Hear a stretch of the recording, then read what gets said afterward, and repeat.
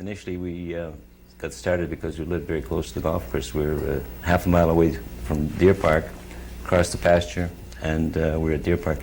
And we started by going out to the golf course, looking for golf balls, finding them, turning them into the pro shop, which Bill Kerr ran. He either gave us a chocolate bar for 1 or 10 cents apiece. And I'll tell you, that wasn't very much in those days, but the golf ball price was a little bit lower too than what it is today. From that, we started to kind of work on the golf course for Bill Kerr, and I thought that maybe at times Bill Kerr found that we were a nuisance because we were practicing on the fairways, interfering with the play, and maybe even pick up the odd stray ball, which we were accused of picking up intentionally, but that wasn't the case. So we ended up working on the golf course. Bill Kerr hired us, and we did the regular maintenance on the golf course. So we turned around and picked up a starter set of golf clubs, and away we went.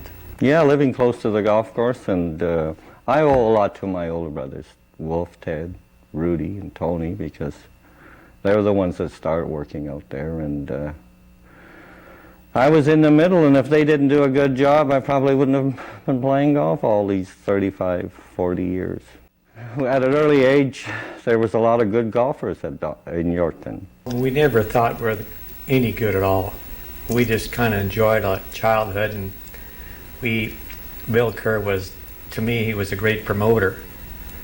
And he was always promoting golf, and he was promoting curling. And he was just a great man, but we've always played in like Kerr Lake and Crystal Lake, all these little tournaments around Yorkton. So as we got bigger, we liked to play in these tournaments. But at those days was Cliff Feeney was a great superstar, Vic Fernbach, the Stollers, and we were maybe 10 years when these guys were playing good. We were only about 10 years old, and we kind of looked up to them, you know, and there were a lot of great golfers around that time. Teddy and I played off in '53 in Wascana, and I was very lucky to beat Teddy, and then we... You better believe it. This is the truth. Mm-hmm. Okay, the day before the tournament, we get this big storm, hail and rain and everything, and we get out to the golf course, okay? And there's branches and leaves all over the place, eh? But they cleaned up the green, so, of course, me coming from Yorkton, I didn't know the rules that well, eh? And we're playing the number 9th. I'm 1 down, okay? I'm hitting the ball pretty good. But on number 9, there was a sand trap left side. I hook it into the sand trap. I walk into the sand trap, and I'm looking at, there's a branch here, a branch there, I gotta hit my golf. I pick up the branch, I throw it out. I take up my 6-iron, hit it out to a position where I can get it on in 3. Ben Reed, who was officiating at that time, walked over and he says, "Ted, you just lost the hole." I says, "What?" He says, "You cannot touch anything in a hazard." So therefore, we were unfamiliar with the rules. Now I go 2 down. He beat me 3 and 2 on the 16th hole. Remember that hole, Wolf? Yeah, whatever you say. Remember that? Remember that hole? It rained so much, and it's a water hole. It's a par 3. The water had come up to the edge of the green. Okay, I take out a 6-iron or a 4-iron. I can't remember now. I hit it to the back of the green. I didn't want to squirt it in the river. It's a hazard, right? He hits it into the water, and it squirts onto the green 3 feet from the hole. Now I go 3 down. The match is over. Well, that was right. I agree with that ruling. They had a big storm, and I was still very lucky. You got to be at the right place at the right time to beat somebody.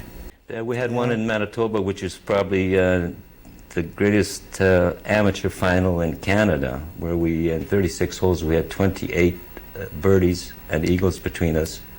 Wilf ended up, I was shot 69, and of course Wilf was carrying the Bible in his back pocket. But anyway, he played exceptionally good. He had 23 putts in the first 18 holes, and that's unheard of, really. Yeah. So I shoot 69, I'm 3 down. And I think the rest speaks for itself, really. Teddy and Wilf and Rudy, they kicked my butts a lot of times when I was growing up. But, you know, as time goes on, there comes a leveling off, and I've done the same to them. And we get together and we reminisce about the old days. They remember when they kicked my butt, and I remember when I kicked their butts. And we have a lot of fun about it today, and about the good times, the hard times. And if I had to do it all over again, hey, I wouldn't change a thing. Ian was the long hitter, But Wolf, we've got to get him out in the golf course because he's starting to loop at the top. You watch his swing. You know what? I'll tell you, I watched him the other day, and I said, "Oh my God, hello, are you there?" We're going to have to take him out and give him a lesson. But he's the boomerang right now. He's hitting it out there big. I used to top the ball a lot when I was a little, and if you go at Deer Park, or the viewers, the young people go to the Deer Park, I had trouble getting that ball over that first ditch in the first hole.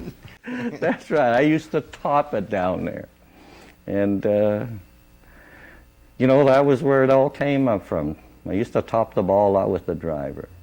I think we played our share, and we just give our families support, especially young kids today. And I'm very lucky that I come from a great family. And I always say a family that prays together stays together, and Teddy's doing very well, and Stan's doing very well, and this is a great honor for me and our family to be part of the Yorkton Hall of Fame. It's a tremendous feeling, a great honor to be inducted to Yorkton Hall of Fame, because this is where I grew up, and this is where I started to play golf. Wilf did, Stan, the whole family did. As a matter of fact, my mom still lives here. But there's an awful lot of people that work very hard in our family. And one of them was my mother. My mother is a very hard-working individual to bring up a family of 9, 7 boys and 2 girls.